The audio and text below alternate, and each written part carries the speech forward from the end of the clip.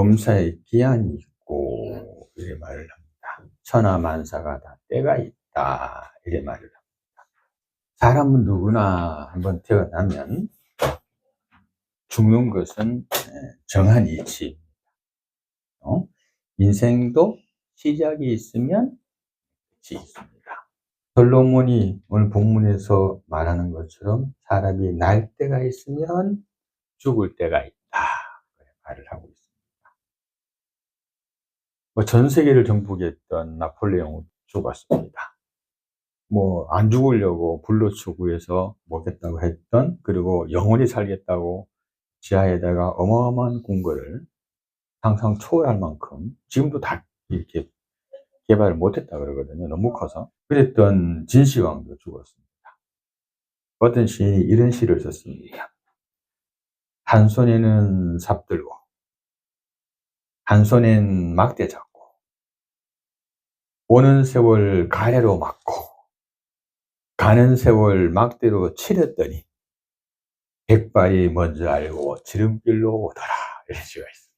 이처럼 진짜 지름길로 오는 그죠? 세월을 뭘로 막겠습니까?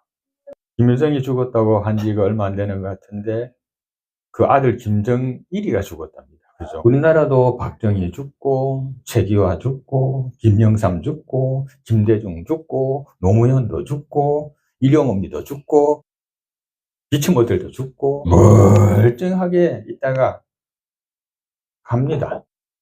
그저께까지 대통령이라고 큰소리 치던 윤석열이도 어제부로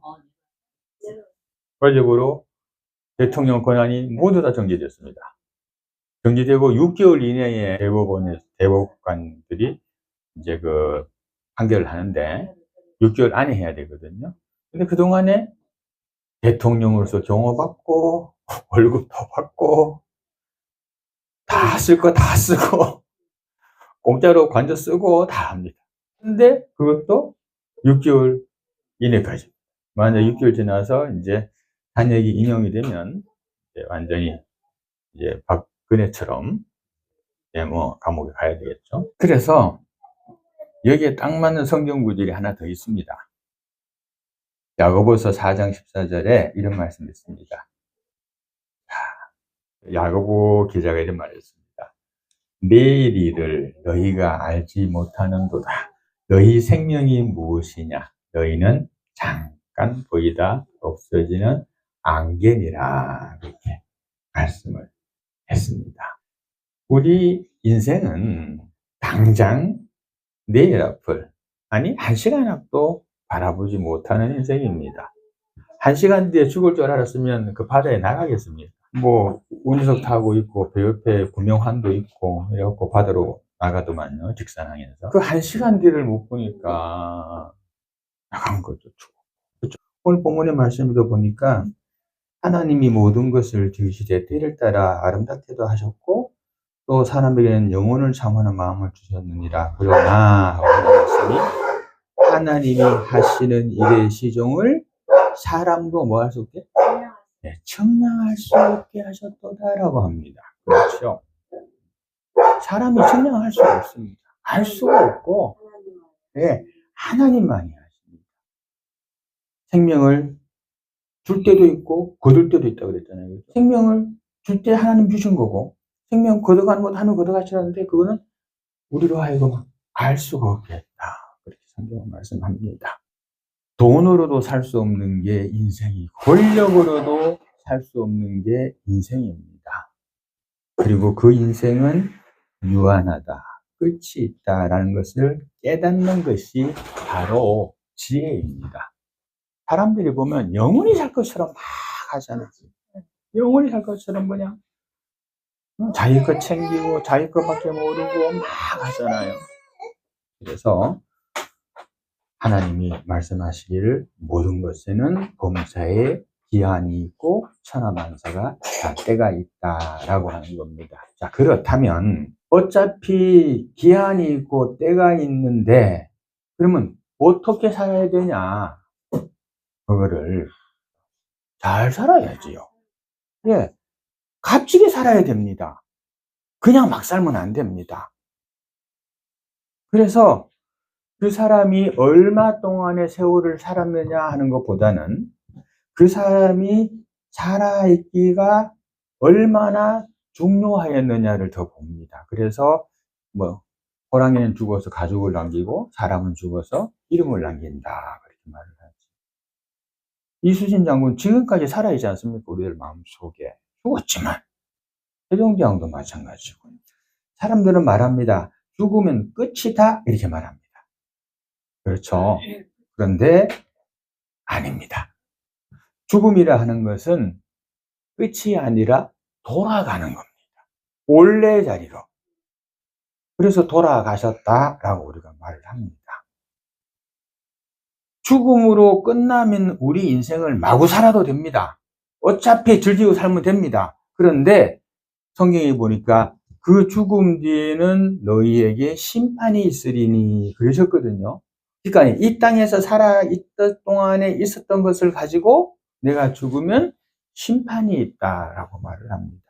그래서 우리가 인생을 잘 살아야 됩니다. 죽음은 끝이다. 세조가 자기의 최고의 전략가로 썼던 사람이 있습니다. 수양대군. 그러니까 세조잖아요. 그 사람이 썼던 사람이 누군가 하면 한명이라고 하는 사람입니다. 뭐 칠삭동에다가 고개를 약간 뺐다 해가지고 조금만 해가지고 되게 못생겼답니다. 예, 되게 못생기고 고개는 뺐다 한데 완전 지략가였습니다. 근데 이 사람을 그 수양대군이 자기의 지략가로 앉추는 바람에 수양대군이 세조가 될 수 있었습니다. 굉장한 사람입니다. 그리고 수양대군이 죽고도 여러 명의 왕을 계속해서 영의정으로서 보필했습니다. 그러다가 그가 또 뭐야 돼? 기한이 있다고 했으니까 왜 됩니까? 죽어야지요. 죽었습니다. 죽어서 아주 멋지게 장사를 지냈습니다. 죽었으니까 끝났다 생각했습니다.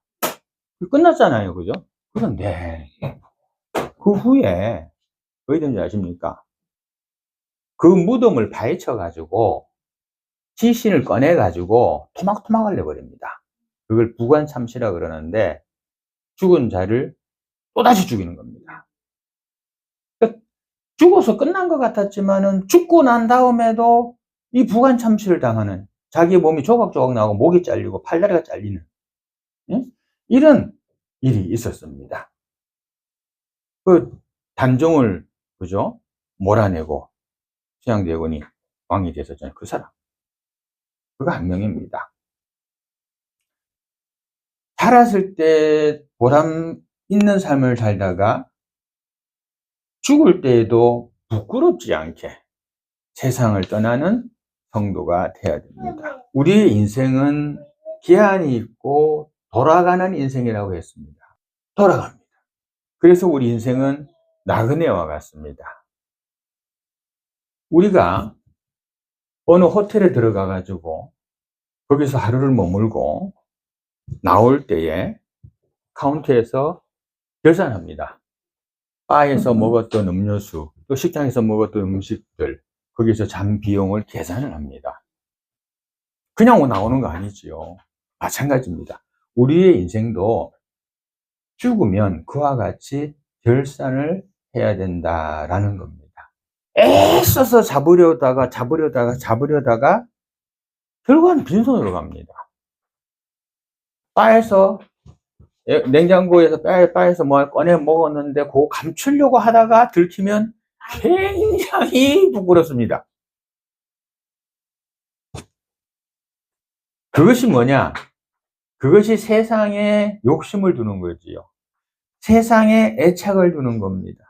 근데요, 영원한 것은 하나님밖에 없습니다. 천국밖에 없습니다. 그러니까 우리가 애착을 둬야 될 것은 잠시 머물다가 나오는 그 호텔방에 냉장고에 들어있는 먹고 싶은 과자나 음료수를 탐하는 것이 아니고 뭘 탐해야 됩니까? 뭐를? 영원히 돌아갈 내 집에 평안히 갈 것을 생각해야지. 예. 그래서 우리가 애착을 두어야 할 것은 하나님입니다. 그리고 우리가 애착을 두어야 할 분, 또 우리가 애착을 두고 가야 할 나라, 우리가 소유하려고 애쓰는 것이 있다면 그것은 하나님이고 예수님이고 천국입니다. 그걸 가져야 돼요. 우리가 천국을 소유하기 위해서 사랑하고 친해져야 할 것이 있습니다. 누구랑 친해져야 되겠습니까? 예수님하고 친해지면 됩니다. 예수님이 하늘나라로 가게 하는 가교가 되죠. 그래서 우리는 예수님하고 친해야지 아무개 누구하고 친하다 해서 좋을 거 없습니다. 별로. 사람하고 친할수록 상처만 줍니다. 마음만 무겁게 하고. 그죠? 뒷말이는 해잡고. 근데 예수님은 그런 거 없습니다. 예수님은 친하면 친할수록 내 마음을 평안하게 합니다. 가까이면 가까이 할수록 내 마음이 더 즐겁습니다. 가까이야 가까이 하면 내 삶 자체가 즐거워집니다. 걱정거리가 없어집니다. 그러니 우리는 예수님을 가까이 해야 되지요. 사랑하는 성도 여러분, 우리는 나그네입니다. 기억하시기 바랍니다. 나그네는 정 둘 곳이 없습니다. 정을 둬서도 안 됩니다. 나그네가 어디서 여기까지 가야 되는데 여기 정 들었다고 여기 계속 있어버리면 여기까지 못 가. 그러면 결과적으로는 헛사는 겁니다. 그래서 나그네는 정들 곳이 없는 사람입니다. 우리가 아무리 돈을 사랑한다고 한다 한들 그 돈 한 푼도 가져가지 못합니다. 그 내가 좋아하고 아끼고 감쌌던 그 돈이 내가 죽으면 번쩍도 안 합니다. 번쩍도 안 합니다. 내가 가족들을 챙기고 친척들을 챙기고 뭐 했는데 장례 치르고 나면 빠이빠이입니다. 그런데 그냥 뒷전에 지켜두고 살아왔던 세 번째로 지냈던 그 예수님이 어떻게 합니까? 팔을 벌리고 우리를 맞아주십니다. 그래서 예수님을 사랑하라고 하는 겁니다. 사도 바울은 빌립보 교인들에게 이렇게 말했습니다. 우리 다시 만나면 우리 서로 자랑하자 그랬습니다. 뭔 자랑하자? 우리가 예수님을 믿는 걸 자랑하자. 우리가 하나님 앞에서 바르게 살았던 것을 우리가 자랑하자 이랬습니다. 그러니까 우리의 자랑은 예수님이 돼야 되지 세상에 돈이 돼서도 안 되고 세상에 권력이 돼서도 안 되고 뭐 권력 가져봤자 뭐하나. 그러다가 탄핵 받아가지고 저 난리가 나는. 그리고 돈 많이 가져봤자 뭐하나. 그 돈 때문에 그 돈을 지키려고 금고를 만들어야 되고 집을 튼튼하게 해야 되고 울타리에다가 병조가리 꽂고 뼈짜가리 꽂아갖고 못 들어오게 해야 되고 언제 잃어버릴까 궁금. 차에 아무것도 없으면 창문 열고 다녀야 되는데 뭐가 들어있으면 창문 잠겼나 안 잠겼나. 안 잠근 것 같은데 창문 열었다고. 그죠? 아무것도 없어봐요. 그럴 필요도 없잖아요. 문을 열고 다니든 문을 닫고 다니든 아무것도 그게 없잖아요. 우리가 범사의 기한도 있고 만사의 때가 있고 날 때가 있고 죽을 때가 있고 그죠? 춤출 때가 있고 슬퍼할 때가 있고 찾을 때가 있고 잃어버릴 때가 있고 찢을 때가 있고 깨맬 때가 있고 사랑할 때가 있고 미워할 때가 있고 전쟁할 때가 있고 평화할 때가 있고 우리 인생이 그렇습니다.